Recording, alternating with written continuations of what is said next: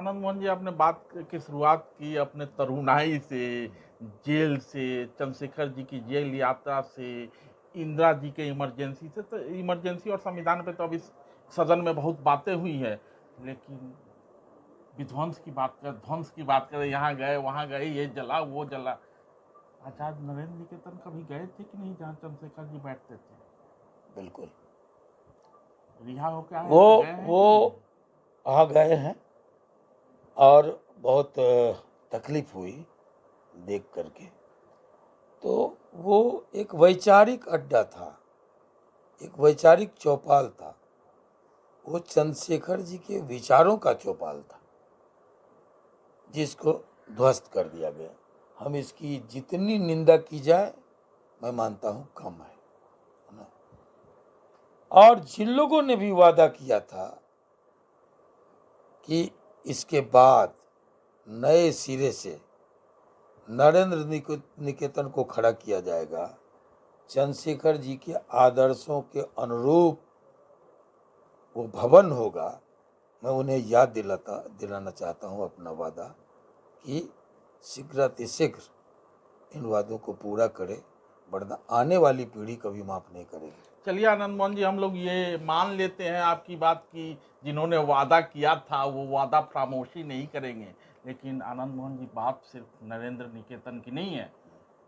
वहीं से थोड़ी दूरी पे, लगभग 500 मीटर की दूरी पे, हिंदी भवन के बगल में चंद्रशेखर मैं भवन पहले है। ही कह दिया, मैं उस तरफ इशारा पहले कर दिया कि आज जो चंद्रशेखर भवन है वो भाड़े पर उठा लिए गए, ये निंदनीय है। हमने कहा कि चंद्रशेखर जी के विचारों को संजोना जरूरी है, चंद्रशेखर जी के चरित्र और आदर्शों को संजोना जरूरी है आने वाली पीढ़ी के लिए। मैं समझता हूं कि न केवल इस मुल्क को बल्कि पूरी दुनिया को के लिए समाजवाद प्रासंगिक है। ये जो बराबरी की बात है, समता की बात है, ये जो समाजवाद की बात है, वो इस मुल्क के आचरण में है। हमारा देश ही समता मूलक है। यहाँ जो संत आए, यहाँ जो ऋषि आए, मैं लोग मानेंगे, जो मार्क्सवादी है वो कहेंगे मार्क्स के खोपड़ी में सबसे पहले साम्यवाद पैदा लिया। जो समाजवादी हैं वो कहेंगे कि भाई आचार्य नरेंद्र देव, जयप्रकाश नारायण, डॉक्टर लोहिया के खोपड़ी में समाजवाद पैदा हुआ। मैं कहूँगा कि नहीं, समाजवाद सबसे पहले समता का दर्शन दुनिया में बुद्ध के खोपड़ी में जन्म लिया। और यही कारण है कि जो जो बौद्धिस्ट मुल्क है, जिन्होंने भी बुद्ध के विचारों को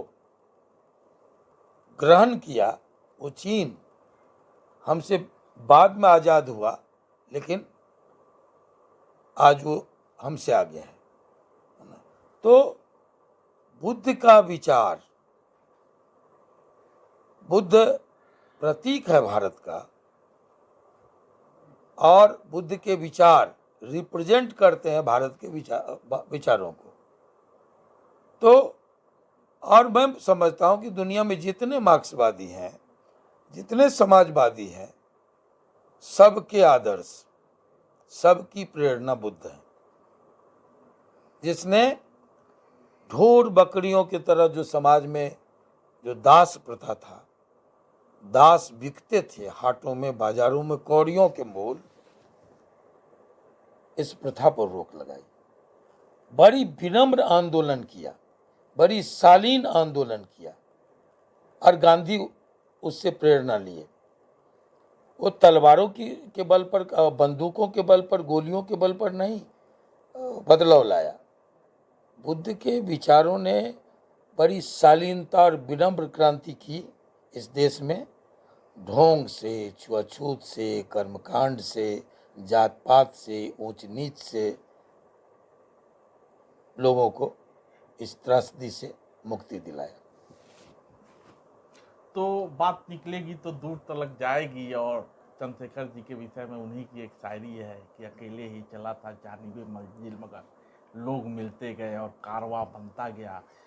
आनंद मोहन बाहर आ गए हैं, चंद्रशेखर जी हमारे बीच नहीं है। आनंद मोहन युवाओं के प्रयास से युवाओं को जोड़कर फिर से युवात्व को याद करने के लिए कॉन्स्टिट्यूशन क्लब में एक कार्यक्रम करने जा रहे हैं। वहाँ बहुत सारी बातें होंगी। क्या क्या याद दिलाऊं इनको? भारत यात्रा याद दिलाऊं, या चंद्रशेखर का व्यक्तित्व याद दिलाऊं, या चंद्रशेखर ने जो अपने भारत यात्रा के दौरान 5 मुद्दे उठाए थे वो आज भी प्रासंगिक है, उन बातों को याद दिलाऊं। इन सब बातों पे बात होगी।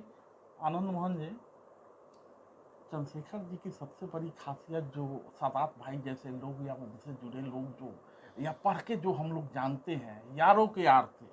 आपको भी हम लोग देखते हैं तो, और चाहे जो भी बात हो, दुश्मनों के हम हैं दुश्मन, यार के हम यार हैं, चमन में फूलों की डाली, जंग में तलवार है। ये व्यक्तित्व था चंद्रशेखर जी का। और उन्हीं का जो एक क्या कहिए झड़क, हम लोगों को अच्छाई कह दीजिए, इसको बुराई कह दीजिए, हम लोगों ने अंगीकार कर लिया। बड़ी बेबाकी से किसी को कोई बात कह देते हैं। चुनाव के दरमियान भी ये डर, ये खौफ नहीं रहता है कि इससे काम बिगड़ेगा कि बनेगा, दो टूक कह देते हैं ना। तो ये सब चंद्रशेखर जी की देन है।